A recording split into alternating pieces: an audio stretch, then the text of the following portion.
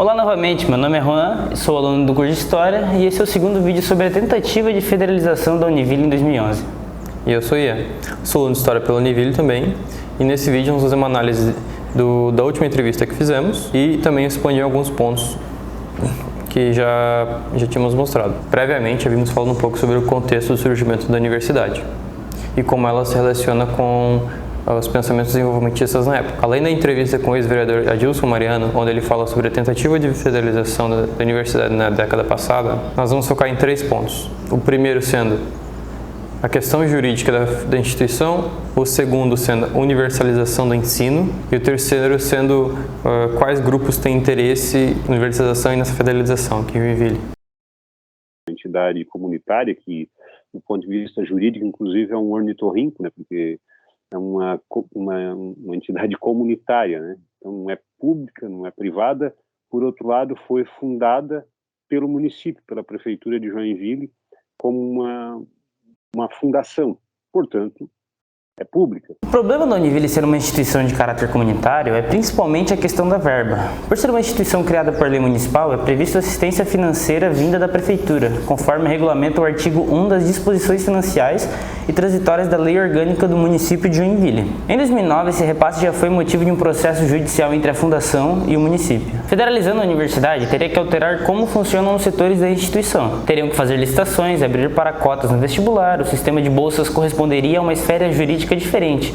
O corpo docente e os funcionários teriam que tornar servidores públicos, entre outros fatores. Por mais que a federalização seja um processo complicado devido ao grande esforço político e jurídico, ela é necessária para alcançar o segundo ponto que comentamos, que é a universalização do ensino. Para ela ocorrer é necessário um fator principal, o congelamento das mensalidades. Essas mensalidades que contribuem para a segregação do ensino e quem pode acessá-lo. E mesmo tendo muitas bolsas que auxiliam na questão financeira, ainda assim o valor não é suficiente para muitos estudantes que necessitam complementar a renda familiar. Um outro problema para as bolsas é que elas têm vários fatores excludentes. Um exemplo é o vínculo trabalhista. Muitas bolsas não podem ter vínculo trabalhista para elas serem efetivadas. Ou seja, muitos alunos, muitos estudantes não podem trabalhar em um período e terem o benefício das bolsas, por mais que as bolsas tenham um valor muito baixo em relação ao emprego. A expressão universitária feita pelo DC em 2010, com o título Univille, Empresa Universidade, enuncia bem essa situação. Vemos neste ofício produzido pelo DCE em 2010 a insatisfação por parte dos estudantes com as atitudes tomadas pela reitoria com o direcionamento pela qual a universidade se encaminhava. Na visão estudantil, tinha-se um escopo neoliberal mais incisivo do que o comum. Podemos observar isso nas primeiras frases, abre aspas. Temos visto nos últimos anos uma crescente postura ideológica e política da gestão do professor mestre em ciência Paulo Ivo Coentop, reitor da Univille, com uma gestão e viés técnico-administrativo e estratégico nem um pouco diferente de qualquer outra empresa que esteja ao nosso redor do Parque Fabril Norte. Essas críticas são especialmente direcionadas a um setor da sociedade joinvilense e nos seus interesses da educação. O setor empresarial e industrial, que na sua essência visa o lucro, influencia agora e no passado quais áreas são prioridades e quais ficam inertes. Na região se vê um foco em engenharias e setores técnicos, onde os campos ficam em polos industriais, enquanto outras áreas do conhecimento em Joinville se encontram sem outra possibilidade a não ser o ensino de caráter privado. Por volta de 2009 e 2010, foi feito um manifesto em prol da Universidade Humana, na qual denuncia o que citamos sobre as áreas do conhecimento e educação superior em Joinville. Com isso, nós vamos mostrar nossa segunda entrevista com Evandro Cousani, ex-membro do DCE que participou do movimento estudantil. Bom, primeiro, meu nome é Evandro Cousani, eu fui estudante da Univille, né, de 2009 a 2012, talvez algumas datas me falhem a memória agora, tá? E a gente fez parte do DCE na gestão, se eu não estou enganado, 2011, 2012, mais ou menos, ou 2010, acho que é 2011, 2012, que eram 2 anos de gestão na época. A gente acabou derrubando isso, mas acho que depois voltaram. Eu fiz parte do CA de Design ali na faculdade, a gente fundou, na verdade, o CA de Design, porque eu estava estudando Design e Animação Digital na época, mas a partir de um movimento que a gente chamou de movimento Isso Vai Mudar, por causa das grades curriculares, a gente acabou unificando todos os cursos nessa pauta aí, né? E aí, no DCE, a nossa principal reivindicação durante esse período foi a luta pela federalização da Univille, uma luta que não é inventada pela gente, é uma luta que a gente retomou, na verdade, mas que a gente acha que é importante e que ela é válida até hoje ainda, né?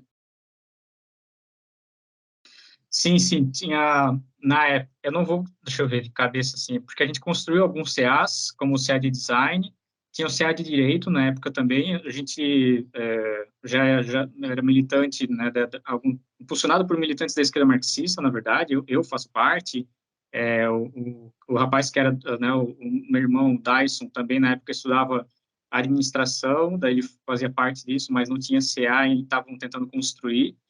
E o CA de Direito era o Tiago de Carvalho, que ele também foi vice-presidente do DCS, se não me engano, e ele impulsionava o CA de Direito. A gente ainda contava com o CA de História, que sempre foi combativo nesse sentido, a gente fechou várias lutas em conjunto, tinha divergências políticas, acho que naturais, no movimento estudantil, mas conseguia, nas pautas mais amplas, unificar o movimento. E eu não recordo se já era um CA, mas a gente tinha bastante contato com o pessoal da psicologia ainda, que estava bastante envolvido ali. Então, os cursos mais envolvidos naquele momento eram História, Direito, Design, Psicologia, e acho que Letras também estava bastante envolvido ali nesse movimento.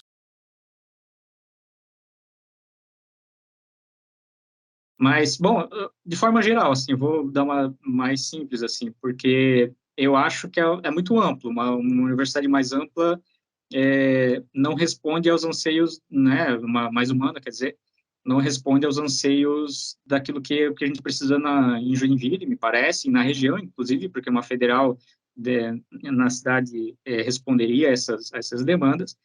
É uma universidade que atenda aquilo que o pessoal, que o jovem que sai do ensino médio quer fazer, que é acessar um ensino superior, né, se desenvolver em alguma área específica e depois tentar buscar o mercado de trabalho.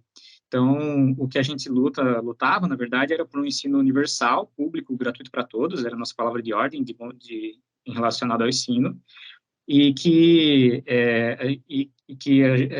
isso pressupõe, né, a abertura de vagas para todos, um negócio muito mais planejado, e, consequentemente, o fim do vestibular, porque ele é um funil.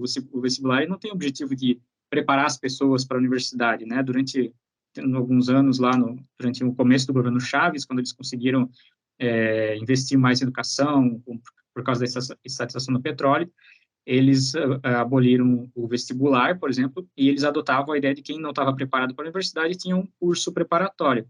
Então, isso me parece bastante humano, desse ponto de vista, a universidade pública gratuita para todos, porque é um direito universal, né? Então, a educação, ela deveria ser um direito, né? A gente já considera um direito universal, na verdade, mas não é aplicado, né? Ele não sai do papel, nem na Constituição, né? Até ela aparece na Constituição, mas não sai do papel.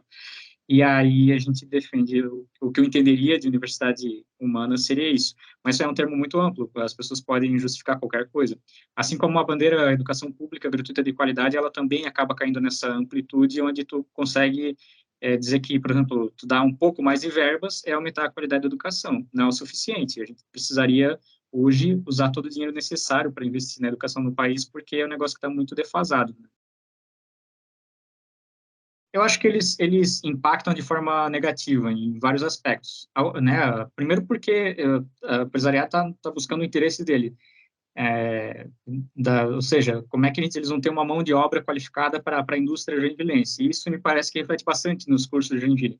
Eu acho que é importante, acho que é uma cidade que é um polo industrial, que, né, tem um desenvolvimento bastante, deveria focar em uma série de áreas do conhecimento que atendesse essa demanda justamente para dar continuidade a esse crescimento industrial das cidades, né, ou para que ele não retroaja nesse sentido, né, mas precisa ser muito mais amplo, precisa ir além dos interesses, né, a gente precisa de professor, tem uma série de áreas do conhecimento no ensino público que estão defasadas porque não formam mais acadêmicos nessas áreas, né.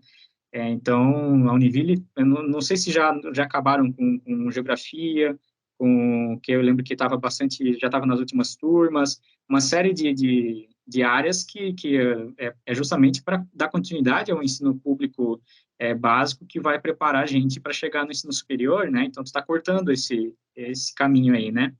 Então, acho que eles acabam, às vezes, eles impactaram durante muito tempo nesse sentido de preservar isso.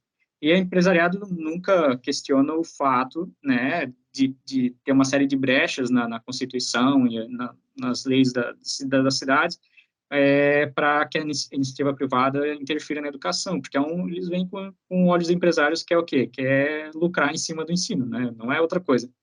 Então, eles acabam apoiando iniciativas até como a reforma do ensino e outras medidas assim, ou bolsas X para a iniciativa privada, porque beneficia justamente, né, atende ao interesse dos empresários. Eu não lembro da gente conseguir apoio de nenhum deles na luta pela federalização. A gente conseguiu só de políticos, da própria UFSC, que aí sim era um apoio interessante. A reitoria da Univille se posicionava favorável, mas sempre fez muito corpo mole, era muito um discurso para parecer apoiar aquela ideia, né, para dar um ar de progressista, mas não saía também não agia na prática, né. Acho que é isso, não vejo, eu acho que eles impactam nesse sentido, assim, de influenciar demais, né. Primeiro, assim, uma resposta sobre questões imediatas é falta de interesse político, né, interesse sei lá, da prefeitura, mas do Estado brasileiro, de forma geral, assim, né, seja do governo, do governador, do Estado de Santa Catarina, mas estou falando do Estado, a instituição, né, a União, né, porque a pauta era tornar o nível federal, mas se estadualizasse também, a gente entende que não pode se fechar isso. O município que a gente não entende como ter condições de assumir de verdade, assim, né, pelas condições que hoje se encontra a forma de distribuição de verbas no país, na época, né. E então mas a gente sempre discutiu que o que viesse a gente topava ali, mas de fato não havia esse interesse. Eu acho que também tem uma questão mais política, mais séria, né, que envolve dois aspectos, que é assim, o primeiro é o empresariado. Não tem interesse nenhum das faculdades, seja o IELUSC, a Anhanguera, qualquer rede, a Croton, né, aquelas grandes redes, os grandes tubarões do ensino que se desenvolveram justamente durante os governos do PT, não é nenhum interesse deles que as universidades sigam no caminho de se tornarem públicas. Ou justamente o contrário. E isso na história da educação brasileira é isso. Desde quando surgiu o acesso ao ensino superior no Brasil, ele já veio com brechas para a iniciativa privada. Isso já permitia a iniciativa privada atuar na educação. A Constituição de 88 não vai modificar isso, porque ela traz o direito ao ensino público gratuito para todos, mas ela também já deixa a brecha para a iniciativa privada entrar, e depois vem reformas que só ampliam isso, né? Governo FHC, governo Lula e tudo. Né? Políticas como o ProUni e outras semelhantes, elas são verbas públicas para iniciativa privada. Então, tu vê que durante muito tempo a iniciativa privada ela se beneficia da educação no Brasil, e que a gente sabe que isso impacta né, no financiamento de campanhas, né, numa série de políticas que vai fazer com que aqueles que são eleitos mantenham o status quo. O Mariano e o Kizai, mas o Mariano principalmente conheço mais de perto, no detalhe, apoiava essas pautas porque ele não aceitava o financiamento da Transtusa, da Gideon, de quem quer que fosse instituição privada vir financiar. Aceitava daqueles que votavam nele, eram muitas campanhas individuais, arrecadação financeira. Isso muda, então a gente não vê políticos assim que fazem campanha nesse sentido no Brasil. Eles acabam se submetendo ao interesse dessas grandes empresas.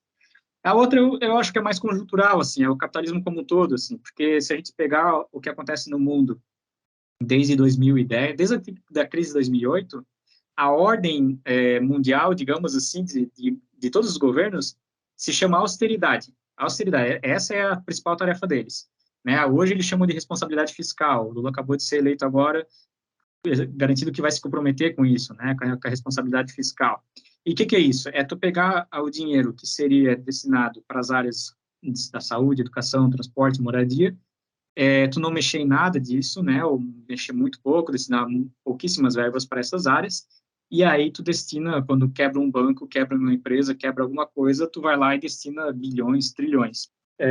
Porque a gente viu, por exemplo, 2019, acho que foi a grande enxurrada, mas principalmente a partir do prenúncio de uma agudização da crise que inicia lá em 2008, bateram recordes de investimento público dos governos na iniciativa privada. Né? Isso está gerando agora, inclusive, a inflação, porque eles imprimiram mais dinheiro do que tinha lastro.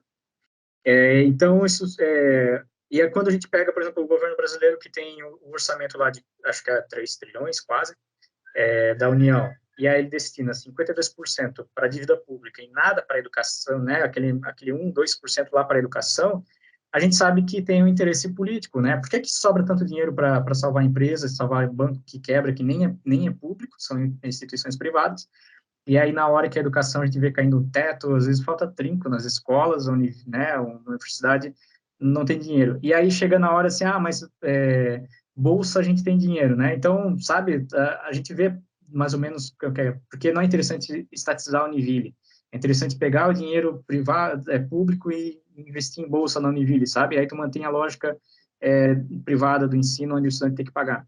Então, foi mais ampla, desculpa aí a demora nessa resposta, mas é que eu acho que envolve mais questões, assim. Num aspecto mais geral, tem um problema do sistema econômico que a gente vive, da crise que ele está passando, tem interesse político partidário, interesse político daqueles que são financiados por empresas, e tem uma falta de interesse político real, assim, na sociedade de investir nisso. Precisaria de uma pressão muito grande de baixo, acho, para inverter isso. Precisaria de fato ter jovens, trabalhadores nas ruas, os estudantes da Univille lutando por isso, mais um apoio do conjunto da sociedade, sabe? Um negócio que pressionasse, assim, os governantes pegassem para ela, se a gente não conceder isso agora, a gente vai enfrentar um problema muito maior ali na frente com esse povo radicalizado, sabe? Então precisa de uma questão conjuntural também para que eu acho que uma pauta dessa vá para frente. Aí é uma batalha que a gente não pode esperar a conjuntura, né? Enquanto a gente estava na Univille, a gente fazia esse combate lá porque era estudante, acho que é necessário, fundamental, mas mesmo depois que sai da Univille, sempre que qualquer movimento, né, qualquer reivindicação em relação à educação, a gente retoma essa pauta e a gente apoia justamente aqueles que defendem, aqueles que querem dar continuidade, pelo menos, a isso, né? A gente acha que é fundamental. É isso. Como vimos na entrevista com Evandro, a educação joinvilense é impactada diretamente pelo empresariado local. Evandro também questiona o que seria uma universidade humana e qual o sentido da palavra humano que queremos dar à educação, e bota em xeque o questionamento se é somente o acesso às áreas do conhecimento ou se é o direito de uma educação superior humana. Outro ponto também que converge com a fala de Adilson é que a federalização não foi concretizada porque não teve adesão do movimento popular. Podemos ver nas entrevistas de Adilson e Evandro, e também na historiografia citada no discorrer desse trabalho, que há um grande interesse político empresarial por parte de um grupo específico da sociedade joinvilense. Um interesse em controlar a educação voltado exclusivamente para a formação de mão de obra técnica e qualificada. Por mais que o fator do mercado de trabalho seja importante e o foco nas áreas da economia local, não se pode ser deixado de lado uma educação com um cunho crítico e libertador. Como cita Paulo Freire, quando a educação não é libertadora, o sonho do oprimido é ser o opressor. Outro ponto a ser discutido são os modelos de universidade e de ensino que estão sendo propostos em Joinville, no Brasil. Nos últimos anos, teve um aumento exponencial da quantidade de alunos nas modalidades EAD no setor privado. Reflete na qualidade e no valor do ensino brasileiro, que segue numa linha de mercadorização do ensino. E com isso fica o questionamento: qual a direção que a educação brasileira deve tomar? Se tornar um produto ou ser transformadora?